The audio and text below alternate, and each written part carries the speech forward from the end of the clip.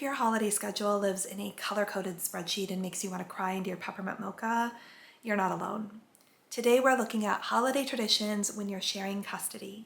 Maybe kids are going back and forth between two homes, or you alternate holidays and it doesn't feel like a Miracle on 34th Street. But you can still create meaningful traditions as a family. In my last video, we talked traditions big picture, why they matter, how to drop the pressure and simplify and really get to the heart of what actually connects us. But maybe you're thinking, cool, but my kids aren't even with me on Christmas. Now what? Good news, kids usually don't care what the date says on the calendar. They just want time with you.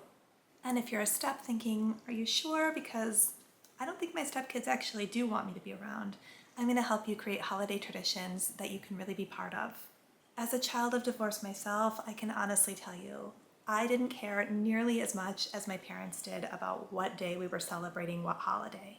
One of the many things adults can feel guilty about when they're going through a divorce is, what are we going to do about the holidays? Our kids aren't going to have those magical moments where we're all together.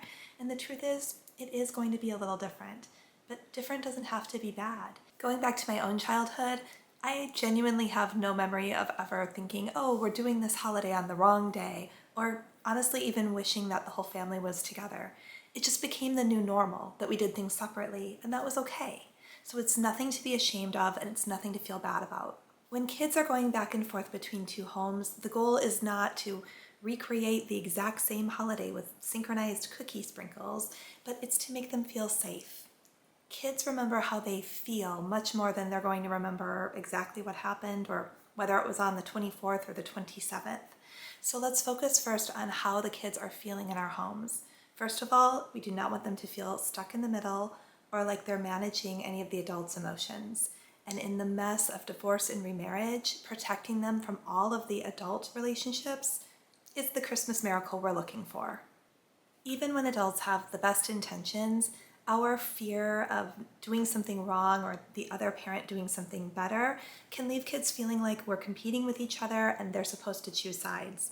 We never ever want them to feel like that in a blended family. They should always feel like they can have a great time at one house and go and have a great time at the other house, and no one will be upset about that.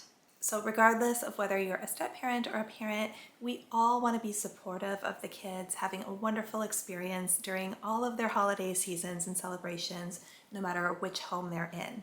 Now, maybe you're asking yourself, okay, but what if the other parent does that and I have no control over that? That is true. You have no control over that. So just focus on what you're doing at your home and the message that you're sending. We can't fix the things that we can't control. Now, if it's your partner who's interrogating the kids about what's happening at the other household or getting competitive about holidays and traditions, that is something that you can lovingly discuss with them. You can even send them this video. But if it's happening at the other house, that is not something you can control. And again, this is your gentle reminder, there is so much in blended family life you cannot control. The best thing that we can do in those situations is focus on how we show up and what we're doing. So the first foundations to holiday traditions as a blended family have nothing to do with the actual activities or events we're doing and everything to do with the spirit we're doing it in. So as the adults, we are not competing. We're letting go of any guilt or shame around doing things separately or not seeing the kids on a particular day. And we want our kids to feel totally safe, to experience all of the magic and the joy at both homes, not feeling like they have to choose sides.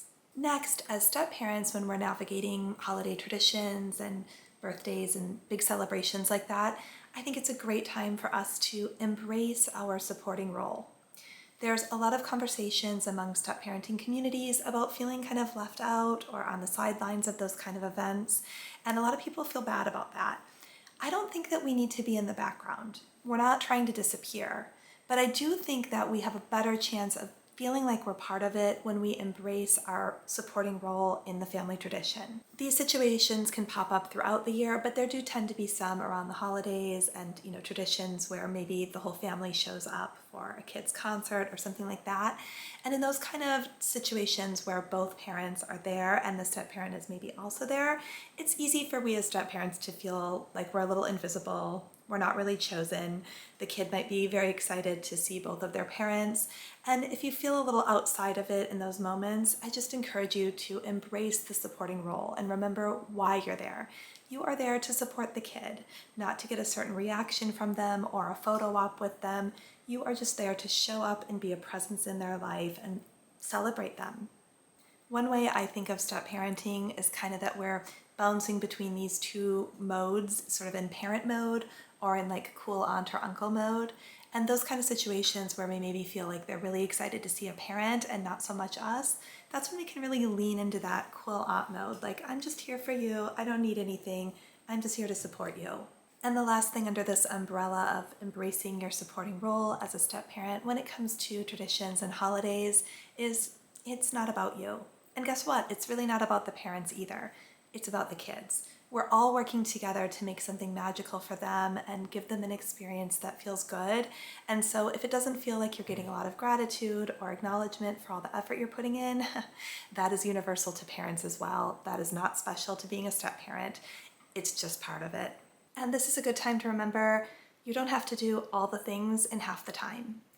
When kids are going back and forth, it can be tempting to try to just jam everything into the limited time that we have together, but in my experience, that doesn't go so well. What I've done that works a lot better is just ask the kids, of these 3 things that we've done before, which one really stood out to you? Which one would you most want to do this year? And let them choose, and that way they have a voice in it and you're getting to do something that was special to them and you're getting to let go of the other stuff. Now, if they want to do all the things, which they might, you can just have a conversation about it and acknowledge, you know what, we don't have as much time together and I want to make sure we get to the thing that's most important first. If we have time for the other stuff, we'll do that too. You can also just use data from the past. If you went to a certain event last year and one of the kids was just completely checked out and didn't enjoy it at all, go ahead and just take that off of your to-do list. It'll be easier for everybody. And if you're really having a hard time choosing which things to keep, go ahead and just write them all down and draw them out of a hat or a jar. However you choose to pare it down, just don't try to squeeze everything into half the time. It's hard enough for first families whose kids are with us all the time to squeeze in everything we want to do, especially around the holiday season. And when you're trying to do it in a blended family, you're just setting yourself up to fail.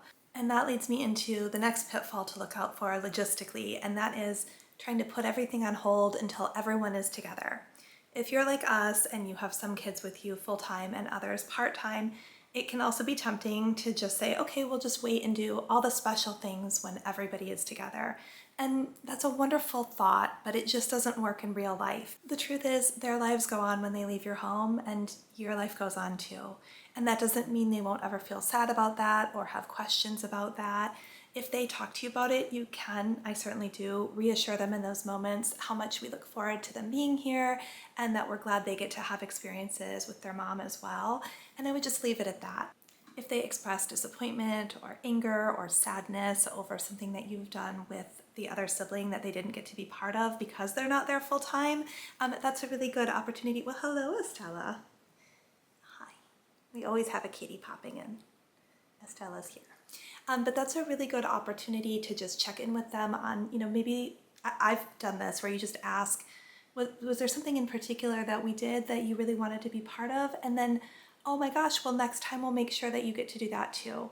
It's okay. It happens. Oh my goodness. It happens, and it's a good chance to get more information from them and also, again, reassure them. Those kind of difficult moments can actually be wonderful moments of growth and connection when you just take advantage of the opportunity instead of going into panic mode like, oh no, they feel left out.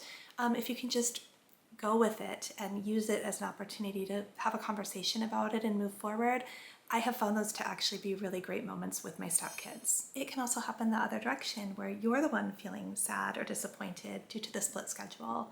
Maybe there's something that you had planned with your stepkids that was really special to you and they ended up doing it with their mom first, and then you felt like it wasn't really special anymore. So things like that can happen, and when they do, again, like always, it's just so important to protect the kids from that. So instead of responding with, oh, you already did that? Oh, I guess we just won't do it then. You can just celebrate, oh wow, you got to do that already? Well, do you want to do it again? Because I was looking forward to doing it with you. And then it's no big deal. And again, you might feel however you feel behind the scenes, and that's totally okay. Find somebody to talk to about that, talk to your spouse about that, find a friend to talk to about it, but just make sure that it is not known to the kids and it doesn't come out to them. So with the split schedule, there will be certain things that you maybe don't get to do all together. That's okay. And the split schedule can also create some challenges when it comes to gift giving holidays, which is the next thing I want to touch on. So this is actually probably more for the actual co-parent. So if you're a step, this is maybe something to suggest to your partner, but the two actual co-parents, if they can, if they can coordinate at all on gift giving, it's going to save everybody a lot of hassles. Most likely one household is going to do gifts first. So again, using the example of Christmas, if you take turns doing actual Christmas Day, then every other year, one of you will be the one doing Christmas on Christmas Day and the other one will be doing it after.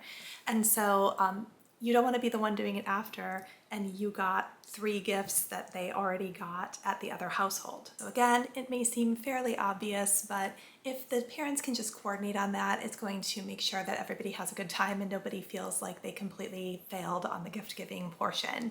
Another thing that can come up is whoever doesn't have the actual holiday might go ahead and give gifts early so that they still get to be the one giving them first. If they do that, I would just let it go. And in a very extreme example, if somebody actually did know what you had planned to give and decided to give it to them first anyway, yeah, that's gonna hurt and that sucks.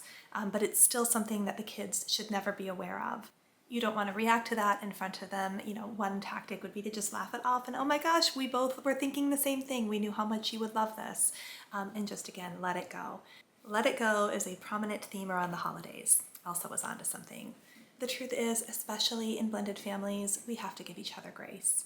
Everyone is feeling a lot of feelings, and one of them might be disappointment in the loss of the first family. Again, depending on how fresh this is for your family, especially if it's recent, the parents may be feeling a very deep sense of loss, and they may act that out in different ways. As a step, you can be part of establishing the new traditions and making new memories, and you can also be part of protecting the kids from all the behind-the-scenes messiness. These logistical misunderstandings and sometimes conflicts will come up, and they're really better handled by the parents. And we as steps, we can just take this opportunity to say, not my monkeys, not my circus. Which brings me to the last thing I want to touch on today, and that's to remember to prioritize yourself during this season. I know I talk a lot about putting the kids first and kind of being kid-centered, which I do believe in, and I think that that helps us, particularly as steps, kind of keep things in perspective and remember what we're doing this for, and to keep everything feeling good for them. But at the end of the day, we can't really do that well if we're not taking care of ourselves. And in the holiday seasons, that can be especially difficult to do. So I encourage you to think about what really fills your cup and carve that out for yourself. For me, just being outdoors, going for walks outside and moving my body, stretching, that is something that if I get it in every day, it really sets me back up for success. Other people might find that making sure you get to read for 15 minutes or journal might be the thing that you really need to sort of anchor you. So figure out what it is and really, really try to make it a non-negotiable. I mentioned earlier that last week's video was on simplifying traditions, so I will link that here so you can check it out next. And as always, I really appreciate you being here. Thank you for joining me today. You're doing great. And if you are so inclined, please give this video a thumbs up and subscribe for more blended family support. I'll see you next time.